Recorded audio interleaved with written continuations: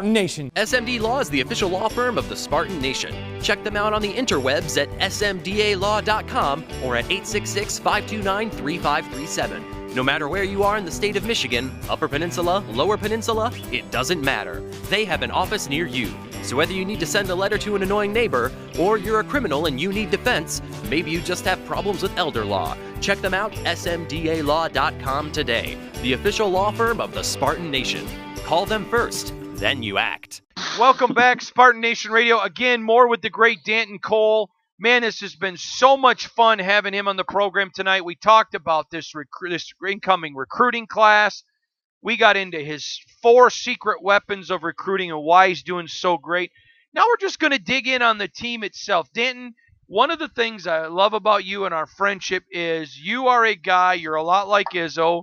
You appreciate everything, but you're never satisfied. I think if you're hosting if you win a national title, you'll be thankful, but think, man, now I got to do 2 in a row.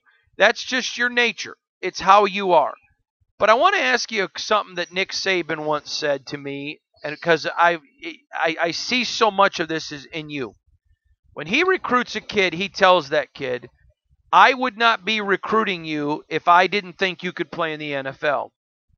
But only you will determine if you play in the NFL, because the fact that I identified you does not get you drafted. The fact that I identified you will now get you attention, but you determine if you get drafted. With 100 guys in the NHL now at Taro, is that the approach that you take? Hey, guys, listen. When I talk, the NHL listens, but you got to have the tape because the tape don't lie. Well, that's the important part, and we talk about guys when they're getting ready for the draft and all that, and we say, hey, the draft day, that's a fun day and it's great and all that, but the most important day of the draft is the day after it. It's what you do, once you get drafted, because there's tons of guys in the first round that don't play, and there's a lot of guys that are undrafted players that end up playing. So, it's the work you put into it, and we talk to the guys a lot about. You can choose whatever. People think that it's the path that they choose. Well, if I go to this high school, or I play for this AAU team, or I go to this university, then I'll move on and play in the pros. And that's nothing can be further from the truth. You could take any path you want. It's the man on the path that determines that. And the kids that get that, as we talked about earlier, they're fun to coach. And the ones that don't get it and think it's the places that they're at that makes them excellent, not the person where they're at that makes them excellent, that have some problems. I had a NFL general manager once tell me, he said that his team likes to pick a lot of players from certain schools. And I asked him about it privately, because I'm very close. Matt Millen is one of my very best friends, former general manager of the Lions. And so Matt and I were having lunch with this Super Bowl winning general manager, and I asked him, why is it you seem to pick from certain schools a lot? And he said something that I thought was fascinating. He said there are certain coaches that when I call them, they are going to hype each player like a pimp. He said, then there are some coaches that I call that will absolutely tell me the truth. So I know if they call me and say, listen, this kid's a steal, but he can play and play at a high level, that they have a track record of me picking him. But they have other coaches that will tell me, oh, he's a great player, and I pick him, and they're a dud. Do you find, because you've had so many guys picked, that NHL people like the fact you're a straight shooter? You're not going to lie, even if it's for one of your kids. Yeah, well, you hope you have that credibility, and I know there's been times, especially I think with the NTDP, where you see the young man, you're with them every day, you kind of know a lot of things we've talked about. What's their passion and their compete level, and is this kid going to go through a wall? And some guys that you say, hey, listen, he's not going to be your best player, your sexiest player, but he's going to find a way to play in the NHL, and he's going to play. You over time, I think you get a good feel for that, and I think they do for the most part. Trust me, and I've been down the road with a few players, and Dylan Larkin was a young man that I told a lot of NHL people, I said, you guys should lose your job for not drafting this guy earlier. And you know what? And some of them told me I was crazy. And he's not that. And I'm watching, what he's doing. And, it does give you some credibility if you stick with your guns. But, you also have to, like you said, tell them the truth. And you might say, this kid's, he's going to be this, he's going to be that, but he's going to be a great player in the minors for you. He's probably not going to be an NHL guy. And sometimes they still draft him.